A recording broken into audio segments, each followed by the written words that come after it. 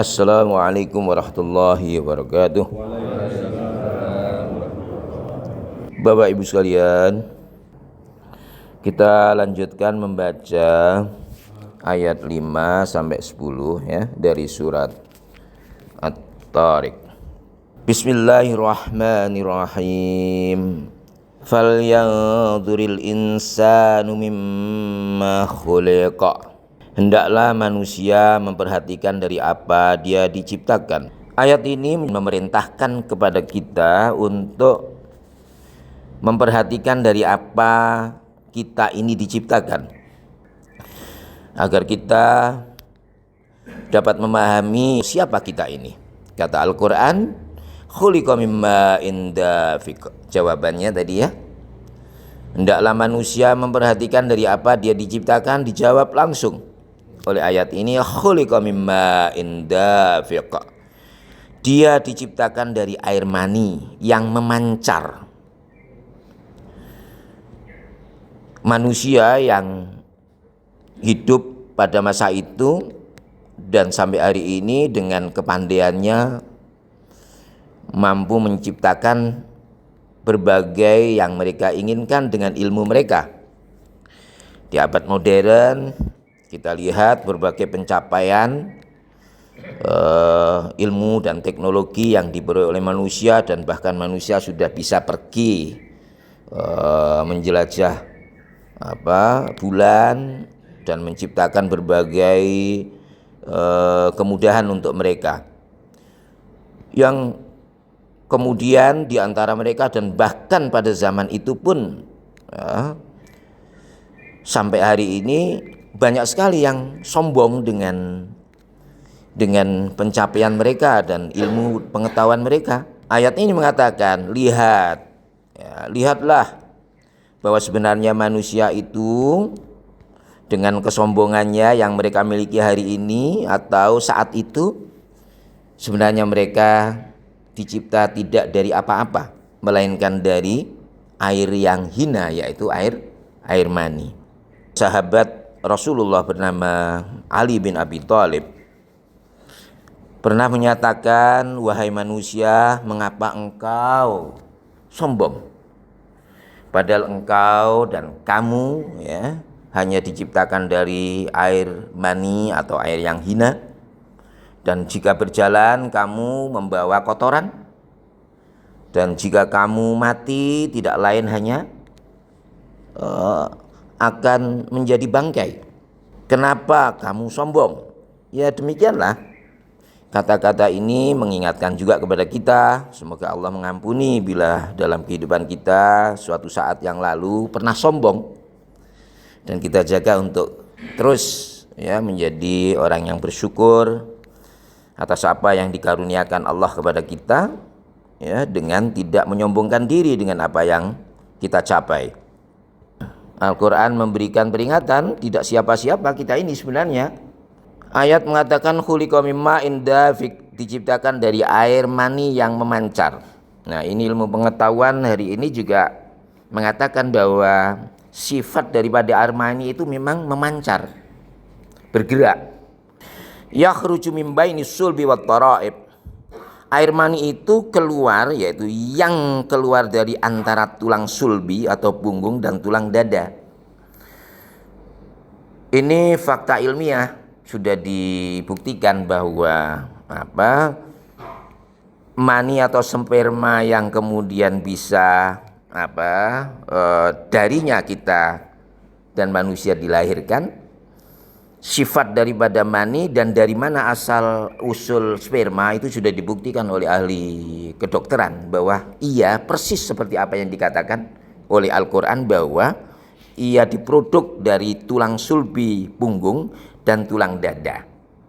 Dengan berbagai proses penciptaan yang ilmu pengetahuan hari ini, dokter yang bisa menjelaskan dengan baik tentang perkara ini Ada yang memahami bahwa tulang sulbi itu adalah tulang punggung laki, sementara yang tulang dada adalah tulang dada wanita. Tapi kemudian itu dibantah oleh mayoritas ulama berkaitan dengan bersamaan dengan penemuan ilmu modern di dalam hal ini. Terutama Al-Quran juga menyatakan bahwa yang dimaksud air mani ini adalah air yang memancar. Dan yang memancar itu, air mancar atau sperma itu memang datangnya dari yang laki-laki, bukan dari perempuan. Maka Al-Quran di ayat lain juga mengatakan, nisa'ukum harthul lakum fa'tu harthakum anna syi'tum. Jadi nisa'ukum harthul lakum, perempuan itu seperti ladang, di mana petani, fa'tu harthakum anna syi'tum, petani yang menanam. Nah, status daripada ovum ya, itu adalah seperti yang dinyatakan Al-Quran, yang sifatnya pasif, dia menerima tanaman dari dan jenis tanaman apapun, sehingga para ahli di bidang ini menyatakan yang menentukan laki dan perempuan dari anak yang kita lahirkan, yang dilahirkan manusia, itu lebih kepada sifat dan karakteristik yang dibawa oleh laki-laki. Innahu ala raj'ihi laqadir. Sesungguhnya dia, Allah, benar-benar kuasa untuk mengembalikannya, ya, hidup setelah mati. Kesombongan orang-orang Quraisy, bahkan orang sekarang, yang mereka kemudian menyekutukan Allah dalam bentuk agama-agama lain, adalah dalam bentuk ketidakpercayaan mereka bahwa akan ada hari kiamat dan bahkan mereka akan dibangkitkan kembali. Maka ayat ini menekankan bahwa Allah, seperti pada ayat-ayat yang kita baca pada surat Yasin, ya, mereka bertanya bagaimana Allah bisa menghimpun kembali dan menghidupkan tulang belulang yang telah berserakan. Dijawab, itu lebih mudah, karena dia Allah yang pernah menciptakan manusia dari tidak ada menjadi ada. Lebih mudah bagi Allah mengumpulkan kembali dan menciptakan kembali dan membangunkan kembali setelah mereka mati.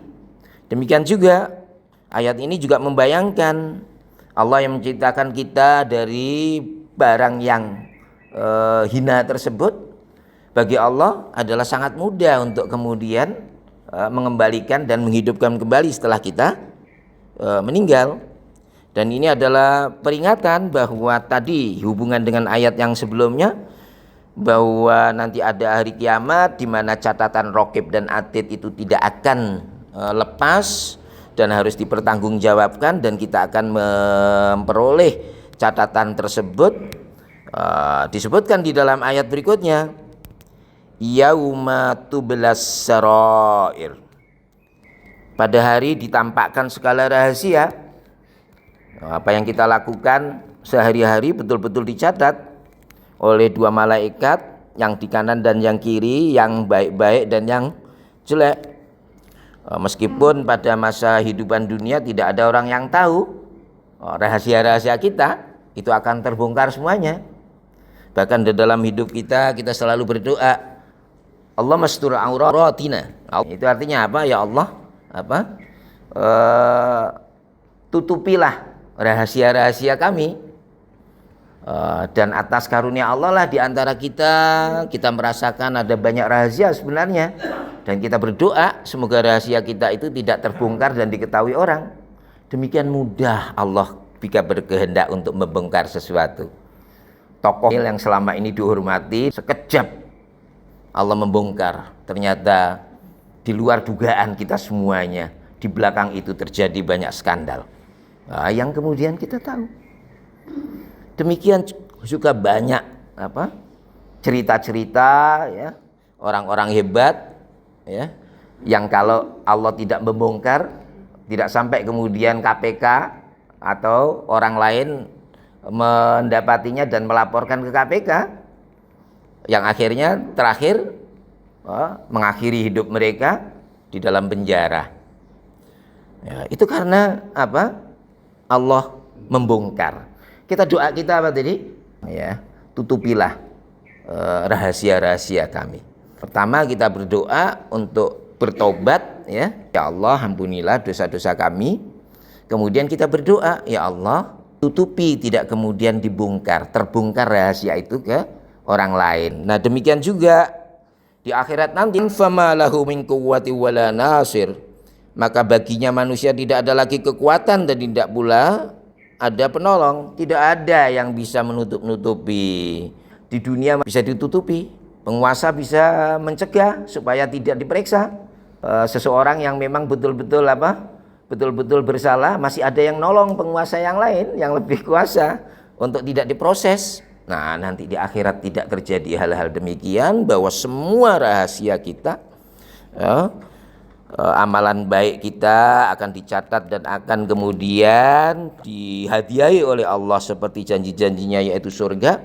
Demikian juga kesalahan-kesalahan dan kemaksiatan, dan mereka-mereka yang mengingkari Tuhan akan mendapatkan balasan, dan tidak ada lagi yang dapat menolong di saat itu. Tidak seperti di saat hari ini, masih ada kemungkinan orang yang bisa menolong. Fama lahu min quwwati wala nasir, maka baginya manusia tidak ada lagi kekuatan dan tidak pula ada penolong. Kita akhiri dengan bacaan hamdalah, alhamdulillahirabbil alamin. Terima kasih.